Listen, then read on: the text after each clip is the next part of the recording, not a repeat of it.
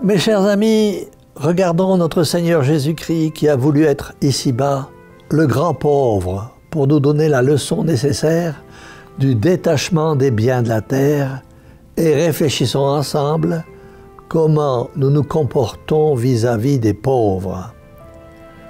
Le premier souci de la plupart des hommes est de s'enrichir toujours plus des biens d'ici-bas, sans jamais se soucier de la parole de notre Seigneur qui nous a dit « Cherchez avant tout le royaume de Dieu et sa justice, et le reste vous sera donné par surcroît. »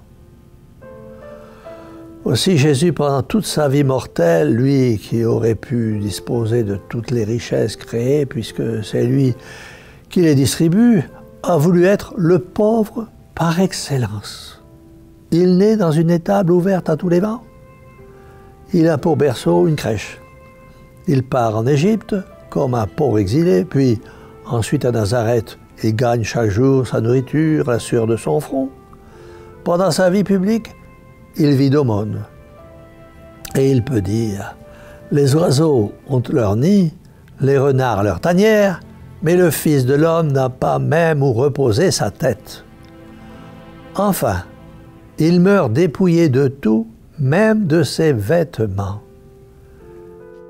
Et en nous faisant dans le Notre Père demander seulement le pain de chaque jour, il veut que nous soyons sans souci pour le lendemain et que nous mettions toute notre confiance dans la providence. Nous promettons que si nous avons cette confiance, le Père qui est dans les cieux ne nous laissera pas manquer du nécessaire.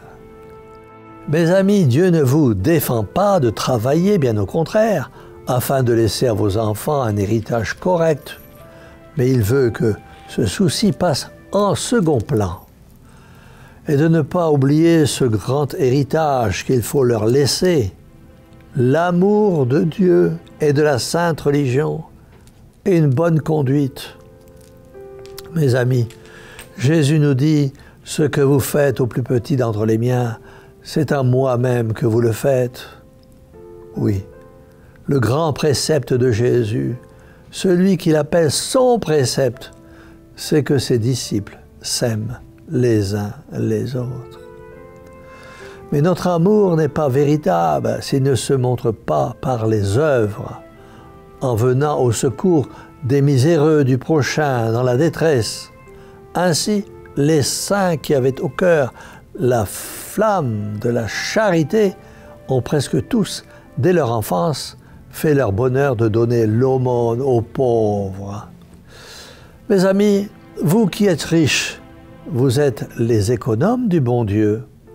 Vous devez disposer des biens que vous gérez selon les désirs du vrai propriétaire, qui est Dieu.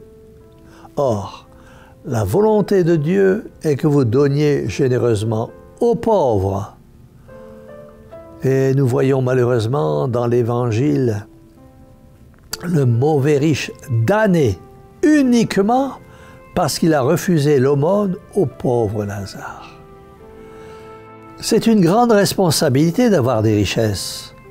Notre Seigneur nous dit dans son Évangile qu'il est difficile aux riches de se sauver et qu'il est plus facile de faire passer un chameau par le trou d'une aiguille que de faire entrer un riche au ciel.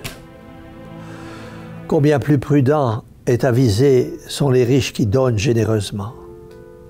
Mes amis, en donnant, vous ne vous dépouillez pas, vous ne vous appauvrissez pas, vous mettez en sûreté ce que vous avez donné, vous le prêtez à grand intérêt au bon Dieu qui vous le rendra au centuple.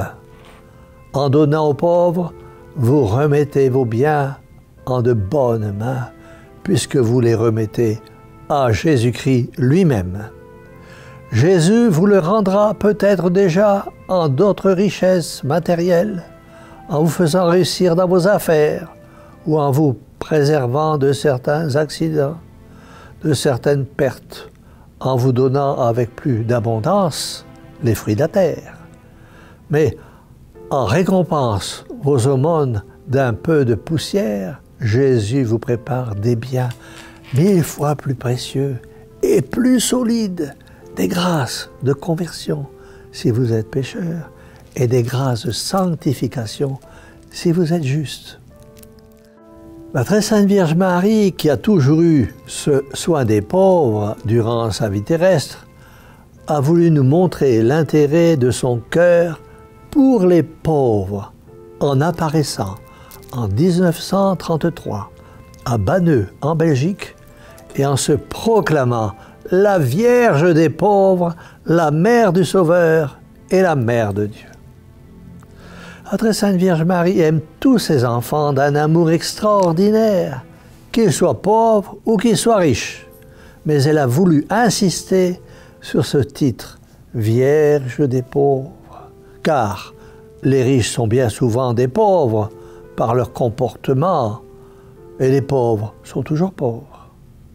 Alors, mes chers amis, vous qui souffrez dans votre cœur, dans votre corps, que vous soyez riches ou pauvres, implorez de la Vierge des pauvres, notre Mère, des grâces dont vous avez besoin pour assurer votre salut éternel, car la vie est courte.